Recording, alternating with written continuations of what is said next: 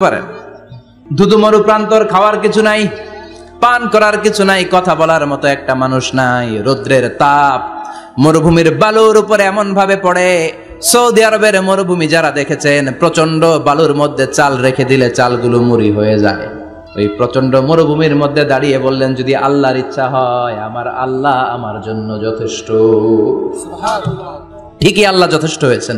এই মহিলাকে দিয়ে মক্কা আবাদ হয়েছে। মক্কায় কোনো মানুষ থাকতো না, এখন মক্কায় গেলে জায়গা পাওয়া যায়।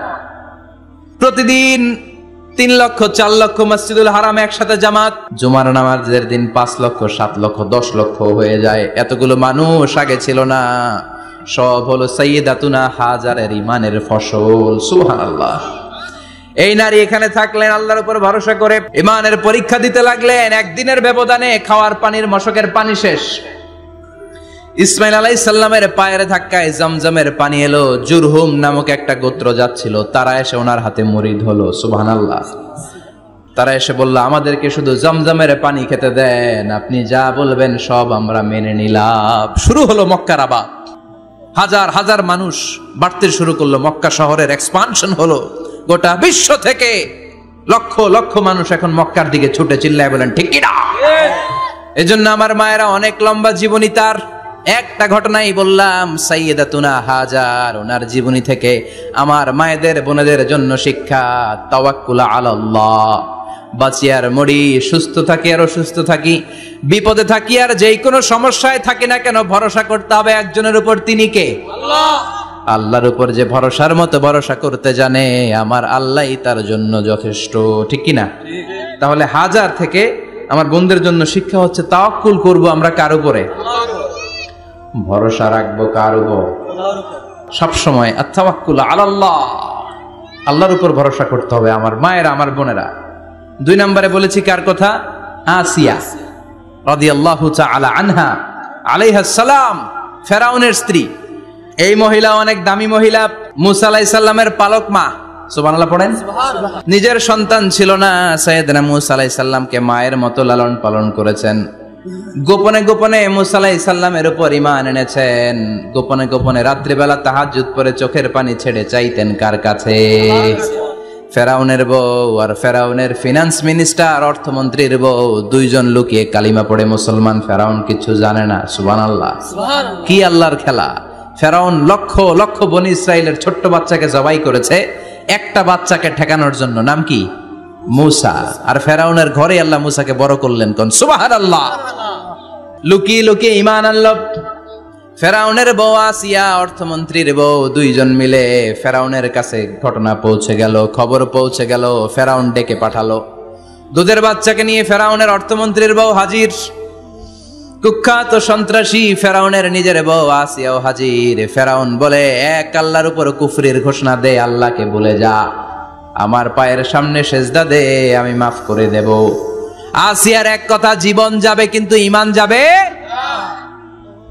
ফেরাউনের অর্থমন্ত্রীর স্ত্রীরও এক কথা, যে আল্লাহর কাছে আমরা মাথা নত করেছি, পৃথিবীর কোন শক্তির কাছে ওই মাথা আর নত হতে পারে না।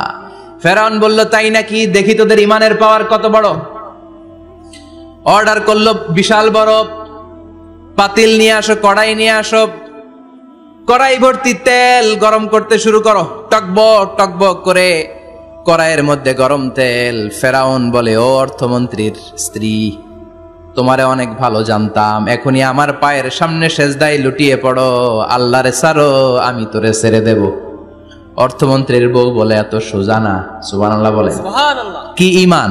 ঈমানের পথে অবিচল থেকে আমার মরণ যেন হয়, তোমারই কাছে মিনতি আমার, তোমারই কাছে মিনতি আমার, মহামহিম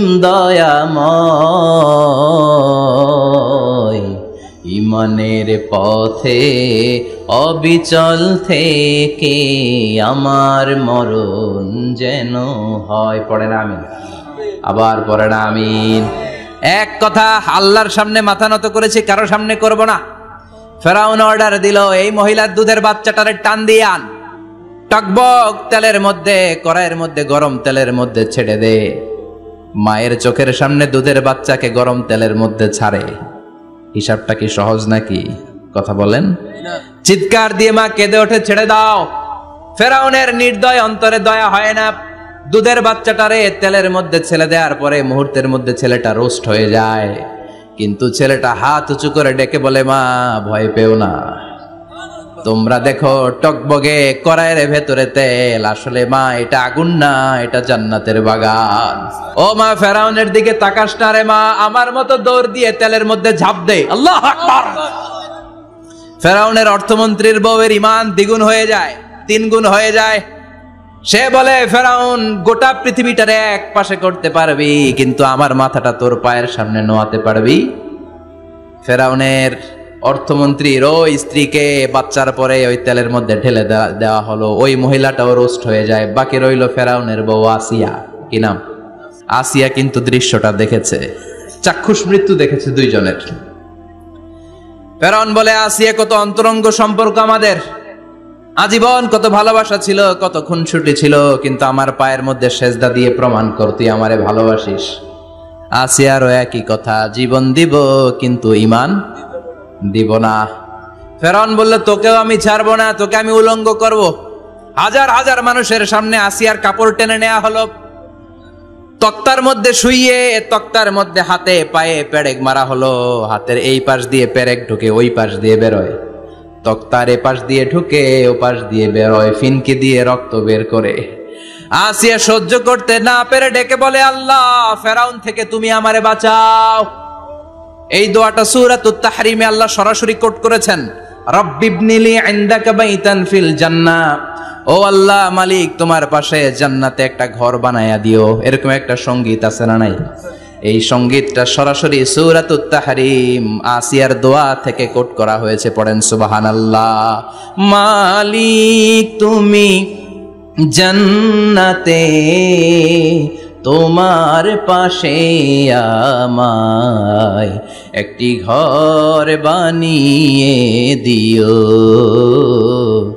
একটি ঘর বানিয়ে দিও, সে বিভীষিকাময় মহাদিনে তোমার প্রতিবেশী করে নিও।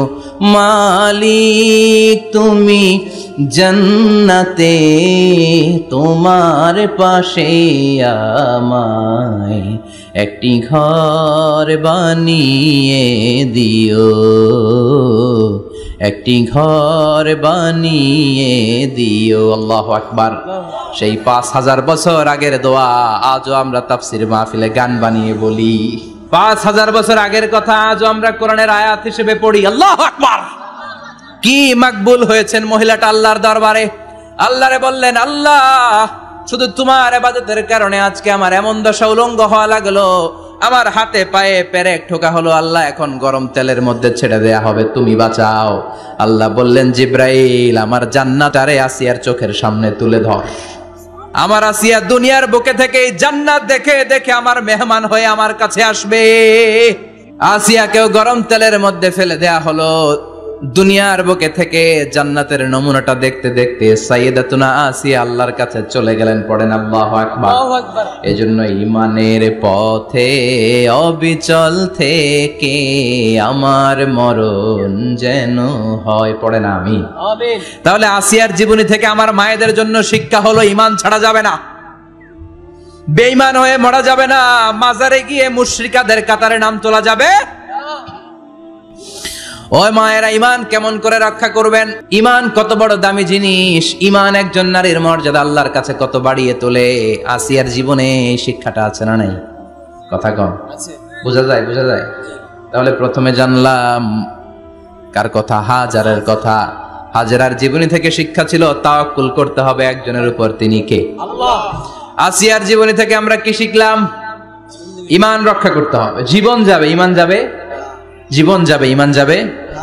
3 নম্বরে মারিয়াম আলাইহিস সালাম, আজীব একটা মহিলা, স্বামী ছাড়া তার পেটের ভেতরে সন্তান দিয়েছে কে? আল্লাহ। আবার ওনার নামে কোরআনে একটা সূরা দিয়েছে কে? আল্লাহ। কি নাম? সূরাতু মারইয়াম, কাফ হা ইয়া আইন সাদ, যিকরু রাহমাতি রাব্বিকা আবদাহু জাকারিয়া। আল্লাহু আকবার। কি সুন্দর সূরা, কি অন্তমিল, কি চমৎকার ঘটনার বর্ণনা। উনার নামেও সূরা, উনার ফ্যামিলির নামেও সূরা, উনার আব্বার নাম ইমরান, মায়ের নাম হান্না বিনতে ফাখুজ। উনাদের ফ্যামিলিটা আল্লাহর কাছে এত প্রিয়, আল্লাহর একটা সূরা দিলেন ইমরানের পরিবারের সূরা। কোন সুবহানাল্লাহ। কোরআনের 3 নাম্বার সূরা, সূরাতু আলে ইমরান। কি নাম? সূরাতু। আবার কোরআনে আল্লাহ ওনাকে বলেছেন সিদ্দিকা, মানে সত্যবাদী নারী। আবার আল্লাহ বলেছেন ওয়ালাইসা যাকারু কাল উনসা, এটা এমন মেয়ে কোন পুরুষ এই মেয়ের মতো হতে পারে? ওনার মা হান্না বললেন, আল্লাহ আমার পেটে ছেলে না মেয়ে আমি জানি না। যখন মারিয়াম পেটে, আল্লাহ ছেলে হোক মেয়ে হোক বাইতুল মুকাদ্দাসের খাদেম হিসেবে তুমি কবুল করে নাও। আমার পেটে যা আছে তোমার জন্য মানত করে দিলাম। কিন্তু ভূমিষ্ঠ করার পরে দেখে মাইয়া, ভূমিষ্ঠ করার পরে দেখে কি? মেয়ে। ভাবছিল ছেলে, ছেলে হইলে খাদেম হবে, এখন মেয়ে। আল্লাহ বলে চিন্তা করো না, সাধারণ মেয়ে না।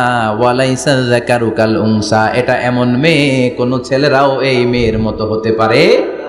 এই মেয়েকে দিয়ে দেওয়া হলো Baitul Maqdas, one of the major 3 mosques in Islam. ইসলামের সর্বশ্রেষ্ঠ 3টা মসজিদের একটা। এই বাইতুল মুকাদ্দাসের খাদেমা ছিল উনি। মসজিদ ক্লিন করতো আর ইবাদত করতো, ইবাদতে মশগুল হয়ে থাকতো, পাগল পাড়া হয়ে থাকতো, চক্ষু বন্ধ করে আল্লাহর কথা স্মরণ করত। মর্যাদা আল্লাহ এত বাড়িয়ে দিলেন, আনসিজনাল যত জান্নাতি ফল সব সামনে এসে হাজির হয়ে যেত। ওনার খালু জাকারিয়া এসে বলতেন, আন্না লাকে হাদা, ও মারিয়াম এই ফল তো এই সিজনে ফিলিস্তিনে নাই, পাইলা কই? তিনি বলতেন হুয়া মিন ইনদিল্লাহ, রব্বুল আলামিন জান্নাত থেকে ফলের ব্যবস্থা করেছে। কোরআন সাক্ষী, আন্না লাকে হাদা, কোত্থেকে এই ফ্রুট পাইলা? আনসিজনাল, এটা তো এখানে নাই। উনি বললেন হুয়া মিন ইনদিল্লাহ, ইন্নাল্লাহা ইয়ারযুকু মান ইয়াশাউ বিগাইরি হিসাব, আল্লাহ এরকম যারে চায় বিগাইরি হিসাব রিজিক দিয়ে থাকে। সুবহানাল্লাহ বলেন। সব সময় আল্লাহর ইবাদত, সব সময় তাহাজ্জুদ, সব সময় জিকির করতেন লা ইলাহা লা ইলাহা ইল্লাল্লাহু মুহাম্মাদুর রাসূলুল্লাহ। ওনার পুরো জীবনের কোন মুহূর্ত আল্লাহর জিকির থেকে খালি যায় নাই, সব সময় ইবাদতে মশগুল, সব সময় কি? তার মানে মারিয়ামের জীবনী থেকে আমাদের শিক্ষা, আমার মায়েরা বোনেরা ইবাদতে মশগুল থাকতে হবে।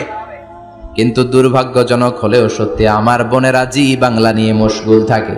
ওনারা মশগুল থাকে ঠিকই, তবে ইবাদত নিয়ে না। কি নিয়ে? কথা কন। জি বাংলা কি এখনো দেশে চলে?